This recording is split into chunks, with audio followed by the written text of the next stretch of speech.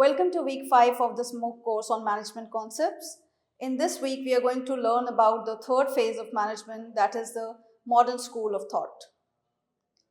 The third phase of management is more inclined towards understanding the logical aspect of understanding decision making in management activities. The role of logical decision making that started from the rationalization of the resources in the classical era, focused on the people side in the neoclassical thought, has shifted its focus towards more logical decision making. And this is what we are going to learn across this fifth week of this course. The learning outcomes for this week are the overview of the modern school of management. We are going to reflect through the background and understand how this school of thought has emerged. Then what are the major contributions in this school of thought? The notable ones are the system approach, the quantitative approach to management. Another perspective is also the qualitative approach of management and the contingency approach in decision making. What was the rationale of these contributions and what are the application of these contributions in contemporary times? All these we are going to learn in this week. Let us try to understand the emergence of this school of thought. Contemporaneous with the developments of the Hawthorne studies and the writings of Chester Bernard that introduced the concept of the complex system and the empirical works of the human relation researches, another stream of thought focused on the organization structure and design, the significance of general management in an organization. The earlier theories of management focused on how the task and productivity can be improved in an organization. While the performances can be improved in the first school of thought was a main focus, the second school of thought focused more on the people side, that is on the human relations, the social need. And from there, the emergence of the concept of having an informal system in an organization was established. Appreciating the need of the informal system in an organization, the concept of organization structure also was highlighted, that it is so important in an organization to have its structure, a hierarchy, a relationship between the members of that hierarchy, and the concept of design of an organization. Basically, the focus was shifted from the concept of people to understand what an organization is all about. Through these developments in the management thought, the rise of the Japanese industry from the ashes of the World War II and the surge of the world-class manufacturing that led to the emergence of the operation research in managerial science. The success of management depends on its ability to cope with the changes that were happening around the context of the organization. So basically it is about coping with the environment and how the environmental needs and changes happening in the external world and also within the organization.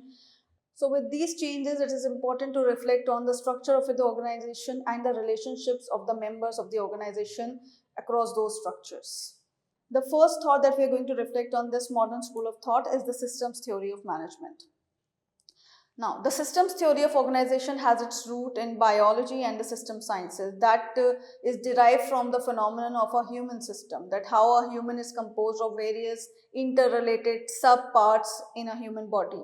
Same concept is applied to an organization and try to make a point that how an organization is composed of. It is composed of various subsystems, various parts which are interrelated with each other. And all the functions in an organization are flowed through a certain flow of information across these hierarchies and across these relationships with each other. This is very commonly applied to business and other types of organizations. So the system perspective was being developed by Ludwig von Bertalanffy that formalized his theory of systems in the early 1950s. The idea of Bertalanffy became the foundation of what we now refer to as the systems theory. And if by terminology we go, a system is an interdependent and interrelated concept of parts, various parts that are arranged in a manner which produce a unified whole. So we could say that it is basically about a study of a firm in its totality, to understand the whole perspective of an organization which is composed of several sub-parts. So there are many parts. For example, in an organization there are various departments, and each of those departments function with each other, share knowledge with each other, delegate tasks with each other, and perform a unified task altogether. Thus, a system is all about a composition of various subparts which are interrelated and working in a unified direction to achieve organizational goals. There are basic two types of systems. One is a closed system, another is the open system. Closed system is that kind of system which is not influenced by the external elements in the environment of an organization, which is external to the organization, and it interacts and it interrelates with the organizational elements, that is the input and the output are within the organization boundaries. These kinds of systems are those kinds of systems which are not interacting with the environment of the external world, but it doesn't mean that they are out of focus and they are not taking account of the contemporaneous changes which are happening in the external world. The purpose of closed system is more relevant to understand the hard boundaries within a system of hierarchies, of bureaucracies, wherein such kind of systems functions, but the output that they generate is not knowable to all elements, or we could say it's not shareable among all the other departments or parts. For example, a research and development department. Sometimes some kind of work are being processed just for the purpose of understanding a scenario and predicting certain kind of decision making, and not to share it with the rest of the department or rest of the organizations because of the hard kind of bureaucracy that happen in an organization. So how we make sense of a closed system, that what is the relevance of a closed system in organizations? It is critical, but it is not very common. The closed perspective of organization is basically a kind of system wherein the output is not knowable to every body, or especially to the external organization. It is not transparently shared with the external world or the external elements in an environment. Basically, the inputs and the outputs of such a process, of such a system, are within the boundaries of the organization itself. And in contrast, we have another view to understand systems, that is an open perspective. Now, many organizations are actually the open systems which are dynamically interacting with the changing environment.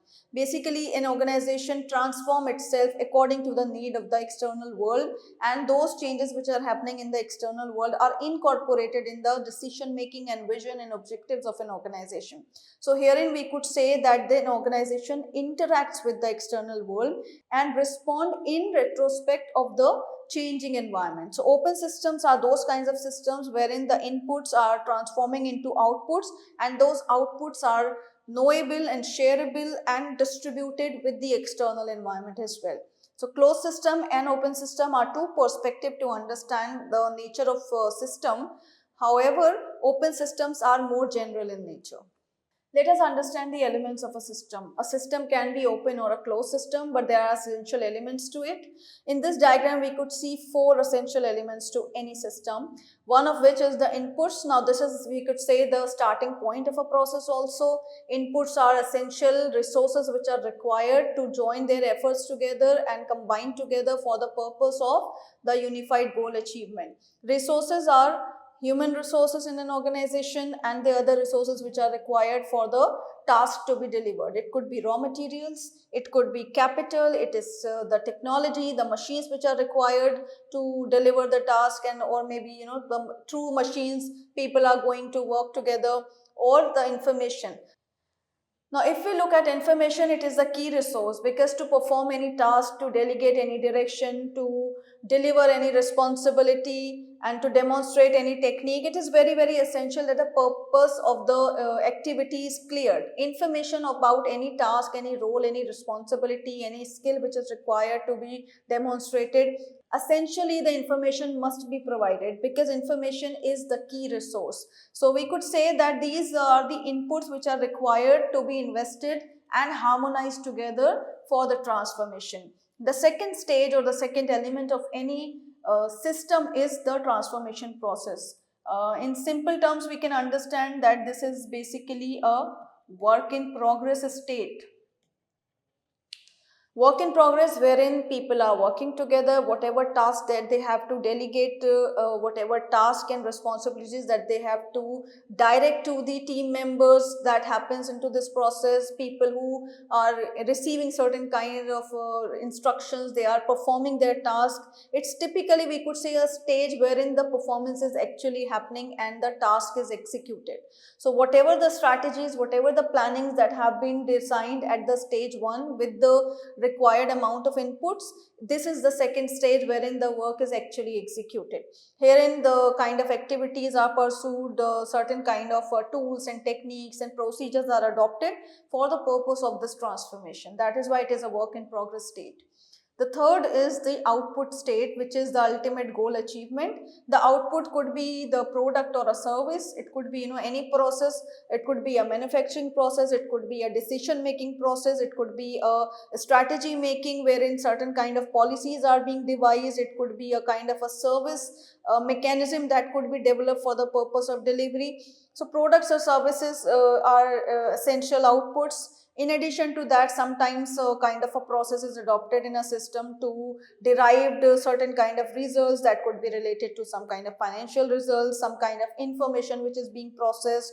So in context of information, we could say a data is transformed into a information which is used by the user. So information is a process form of data, or any kind of human results, for example, certain kind of trainings are being provided, a manual physical training is being provided to a person to get a desirable result. So any kind of output which is basically the objective of starting this whole process of this input transformation into output. And the fourth system essentially talks about the feedback. Feedback is basically, we could say, kind of input going back to understand this whole cycle. This cycle is not completed if there is no feedback at the system, because once we are completed with the task, once we know that what is the output and how the output is, what are the gaps between the implementation and execution, what are the gaps between the planning, strategy making and the execution and implementation, all those gaps are being addressed in this stage of giving feedback, so that for the next time these kind of gaps can be fulfilled. So we could say that feedback helps in filling those gaps. It helps in monitoring better for the next time. It helps in evaluating whatever the standards of the task. So it's easy to understand when we have an output in front in a physical form. So it is easier for the people to understand the loopholes of the whole process, and for the next time to avoid any redundancy or to reduce wastage or to ensure that the process next time will go more smooth.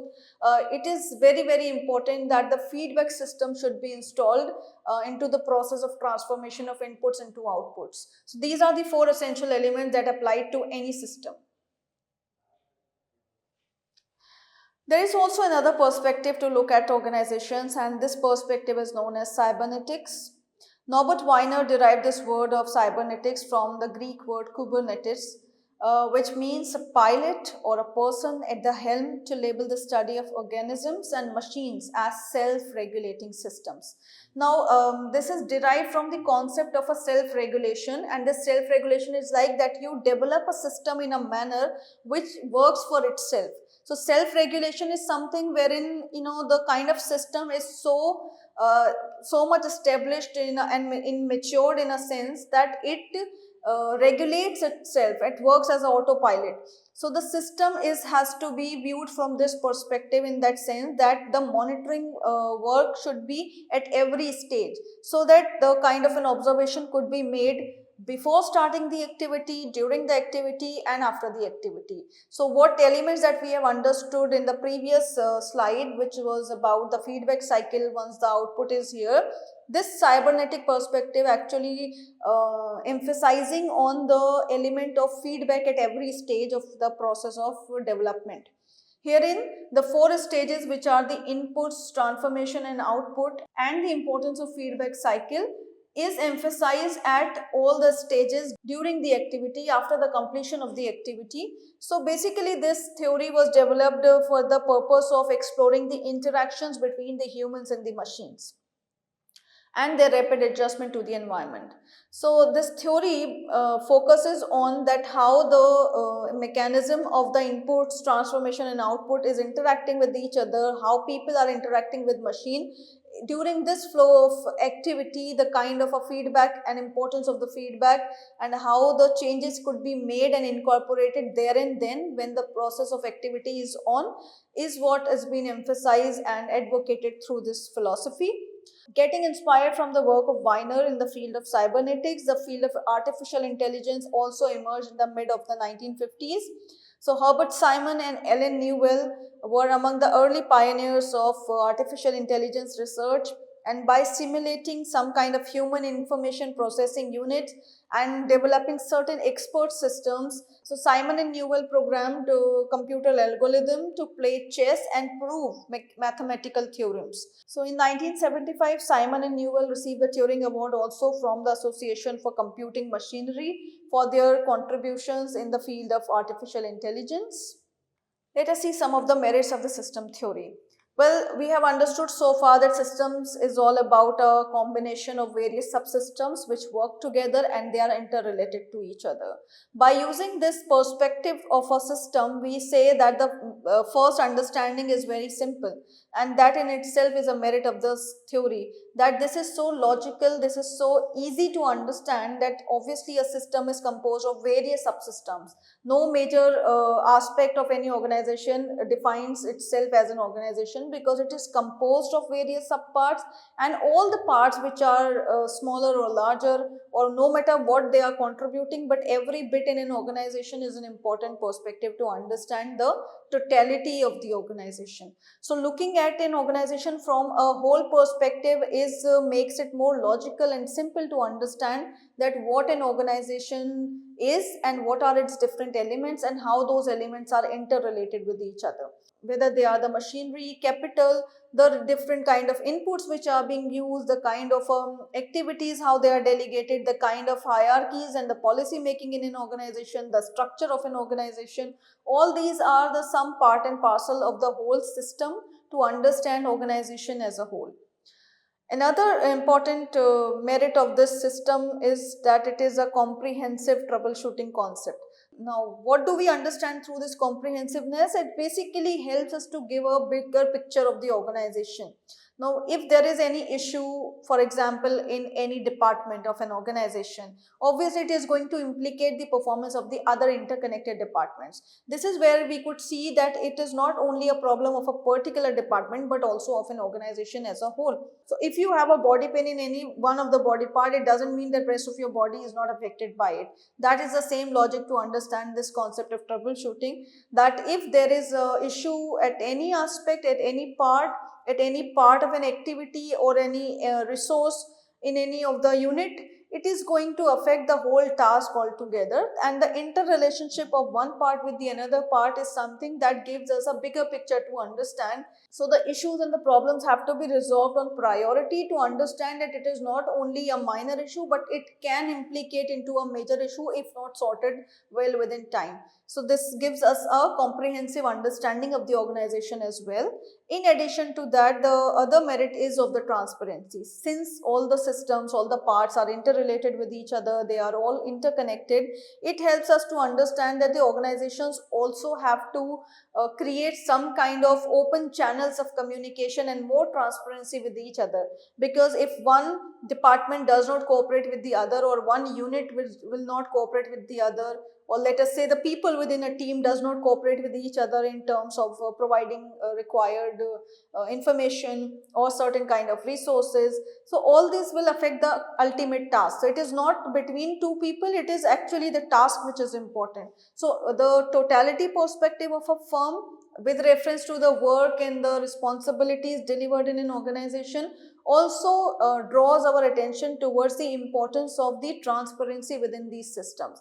The more transparent the systems are, the more smooth and cohesive their functioning will be. So these are some simple perspective to understand the viewpoint of an organization as a system. The other side of the coin also draws our attention towards the limitation of the system theory. Well, at one side, when we understand the merit of a system perspective, that is, they are interconnected with each other, this in itself becomes a kind of limitation at the other point, because it helps us to imagine that the larger the organization, the complex will be the situation. When you are working in a small unit or a small organization, limited number of people are there, whatever tasks are also will also be limited, the operations of a small size firm will be limited in comparison to a large size organization. The larger the organization, the more issues will be developed within an organization and makes it more complex to understand. and the issue in one of the department is going to impact the performance of the other department or the other people in the team is a bigger issue to reflect upon, that when it is a benefit, it is also a limitation. At the same time, it also describes that the organization structure and function, when there are a lot of elements and there are a lot of hierarchies, it is going to provide more of a limitation, more of a boundaries to perform, and it is going to ultimately affect the task completion. So the larger number of barriers are there, the larger number of hierarchies are there, the larger interrelationship aspect is going to affect the whole performance of the task. So system perspective talks about interrelationship, but interrelationship is in itself is very complex, because issue at one end is going to affect on the other end, and slowly and gradually these things will have more of a cumulative effect. So the limitation aspect is also important to understand, and that is why the managerial decision making becomes more critical when we understand the interrelationship of each of the inputs affecting the output. Let us also understand that how the system perspective is applied into the contemporary situations or scenarios. Well, the system perspective allows us to see an integrated view, no doubt, that at all levels and in all departments in an organization, rather than focusing on their own personal objective of that particular department, the whole picture is important. So looking at the totality viewpoint is very, very important for all the departments, and this kind of viewpoint helps all organizations to come on the same page.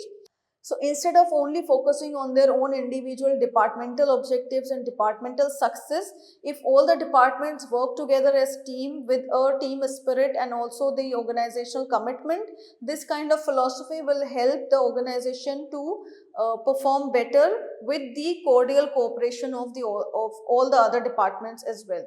So it typically helps us to give a integrated view, but this integrated view also has to be well received and well executed at the other departments also. So in our contemporary times, we could say, when the time are changing, when the situations are more unprecedented, in this situation and scenario, everybody in whatever context they are contributing their efforts to the organization, they have to look at the bigger picture and the integrated view, that they are not only serving their individual goals of their individual unit or department, but they are actually serving the larger goal of the organization, and this kind of vision will help the organizations to grow fast and grow in a more smooth and grow in a more smooth manner. The other kind of understanding comes that the organization's success depends upon the interaction and the interdependence between these subsystems. The synergy of the subsystems can only be derived if the organizations are cooperating with each other positively, transparently, and they are cooperating to coordinate. If the intention of the cooperation is positive, if the intention is to coordinate and not to create any kind of hurdle, then obviously the synergy is going to be something that contribute to the organizational success. So it is not only that you hire the best talent and you pay them good and you know take care of their work condition. It is also that with what intention the people in an organization are working together. So the systems are complex and their interdependence is real, but to overcome these kinds of situations in contemporary times especially, system perspectives helps us to broaden our vision to understand that there is interrelationship, there is a kind of a dependency on each other, and this dependency has to be positively celebrated and coordinated well. Because if there is no coordination, so what will you achieve even if you are doing well in your own team or in your own department, if it is not ultimately contributing and cooperating with the organization system as a whole? So the understanding of a system view in a contemporary time is more to see that this interrelationship has to be synergic between the inputs and the outputs. And also, it implies that the decisions and actions in an organization area will affect the other areas. So this philosophy of interrelationship also helps organization members to work with a team spirit, and this will also foster certain kind of positive values in an organization culture. So this in itself is going to contribute to foster and sustain some positive work cultures as well, which is very, very essential for innovativeness in organizations. So creativity is something that can only be boosted if there is a positive and synergic relationship in an organization, and this is what a system perspective helps us to understand, that since it is the composition of several parts which are working together towards a unified goal, this interrelationship has to be cordial, this interrelationship has to be positive and synergic in nature, so that a positive output can be generated. And this perspective will help the managers also in making a lot of decisions in the contemporary times especially. So this is where we learned that the system perspective is about a composition of interrelated systems working together. They can be closed, they can be open, but the system perspective talks about the essential elements of the inputs, transformation, outputs, and the feedback that has to be incorporated in a system to achieve organizational success. Thank you.